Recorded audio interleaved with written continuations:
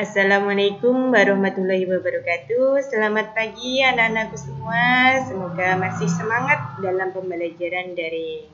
Nah, untuk mata pelajaran bahasa Indonesia, kali ini masih membahas tentang teks deskripsi. Nah, kali ini Ibu akan membahas tentang struktur teks deskripsi. Struktur, tentunya kata itu tidak asing bagi kalian. Ya, di kelas kalian pasti ada struktur kelas, di sekolah kalian mesti ada struktur organisasi intrasekolah dan lain sebagainya.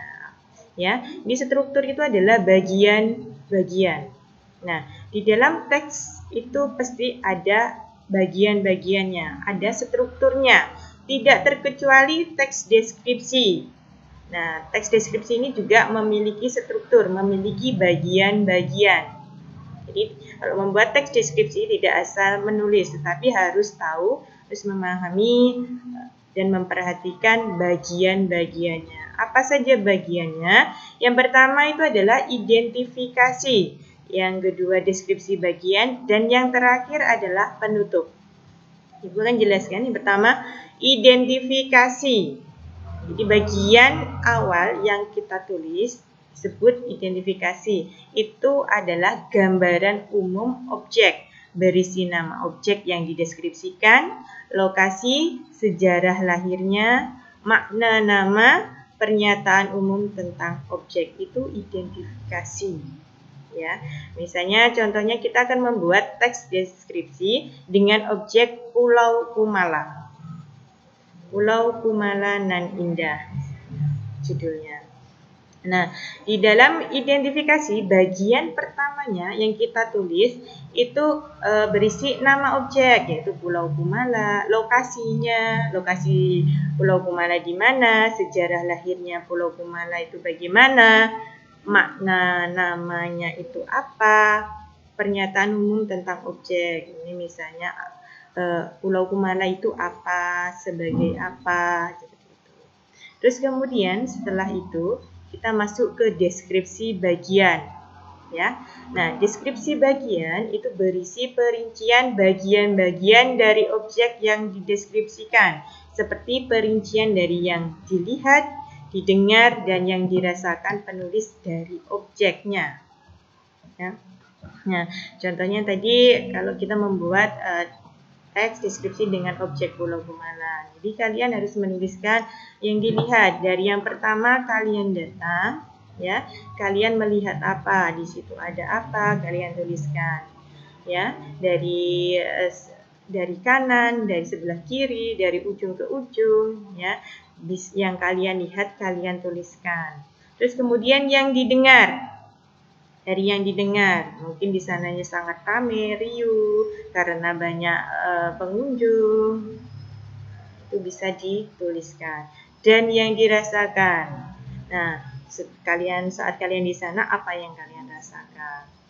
Mungkin karena suasananya sangat nyaman dan sebagainya, kalian tuliskan. Terus kemudian yang terakhir adalah penutup. Penutup itu berisi kesimpulan atau kesan umum.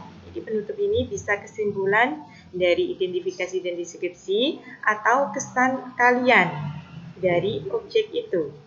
Ya, misalnya dari habis melihat, setelah melihat Pulau Kumala, kesan apa yang Anda rasakan? Mungkin takjub, kok ada pulau di tengah sungai dan lain sebagainya, bersyukur dan lain sebagainya. Itu kesan. Nah, semoga penjelasan tentang struktur teks deskripsi bisa dipahami. Kita lanjut ke bahasaan teks deskripsi. Nah, di sini Ibu akan membahas tentang imbuhan men, atau bisa disebut menasalisasi. Ya, sebelum membahas kita bahas dulu tentang nasalisasi. Apa itu nasalisasi? Ya, nasalisasi itu adalah perubahan bunyi atau vokal melalui hidung. Nah, untuk imbuhan menasalisasi itu maksudnya adalah imbuhan me yang berubah bunyinya. Nah, pada proses nasalisasi, imbuhan me bisa berubah bunyi menjadi mem, men, meng, menge, dan men. perubahan imbuhan me, ya, berubah bunyi menjadi mem, men, meng, menge, dan men.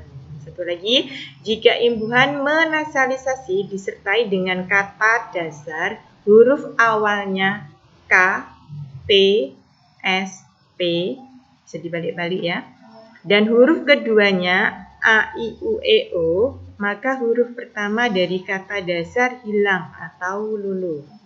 Nah, untuk memperjelas lagi penjelasan ini, kita lanjut ke contoh, ya, ke contohnya. Contoh imbuhan menasalisasi, me yang berubah bunyi. Yang pertama, imbuhan me berubah menjadi mem. Contohnya imbuhan me dengan kata dasar pesona. Nah, itu akan menjadi memesona. Nah, yang sudah dijelaskan tadi, jika ada kata dasar dengan huruf awalan, ya, awalnya KPTS, ya, bisa dibolak-balik itu, dan huruf keduanya A, I, U, E, O, huruf pertamanya akan luluh. Jadi imbuhan me ditambah dengan kata dasar pesona itu menjadi memesona, bukan mempesona. Lanjut lagi, imbuhan me berubah bunyi menjadi men. Contohnya, ya, imbuhan me dan kata dasar tulis itu menjadi menulis, bukan metulis. Me-nya berubah menjadi men. Yang selanjutnya adalah imbuhan me menjadi meng.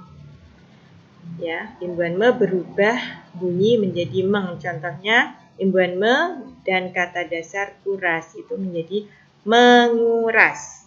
Nah, KTPS luluh huruf awalnya, ya, yang sudah dijelaskan tadi. Terus kemudian imbuhan me menjadi menge. Contohnya, me, imbuhan me ditambah dengan kata dasar pel menjadi mengepel. Nah, untuk khusus me menjadi menge, ini hanya bisa jika kata dasarnya hanya memiliki 3 huruf.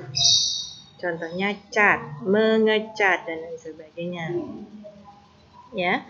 Terus kemudian imbuhan me berubah bunyi menjadi men. Contohnya imbuhan me ditambah dengan kata dasar sapu. Ya, hasilnya adalah menyapu. Me menjadi men.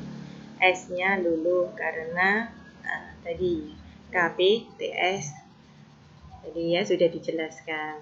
Semoga saja penjelasan Ibu bisa dipahami. Nah, untuk selanjutnya tugas mandiri, ya, dikerjakan di buku tulis kalian. Carilah kata yang berimbuhan men pada teks 1, 2, 3, dan 4 pada buku paket halaman 3, 4, dan 5. Ingat, cari kata yang berimbuhan men atau menasalisasi, imbuhan me yang berubah bunyinya. Nah, ini tadi penjelasan dari Ibu, semoga kalian bisa memahaminya. Kurang lebihnya Ibu mohon maaf. Ibu akhiri, wassalamualaikum warahmatullahi wabarakatuh.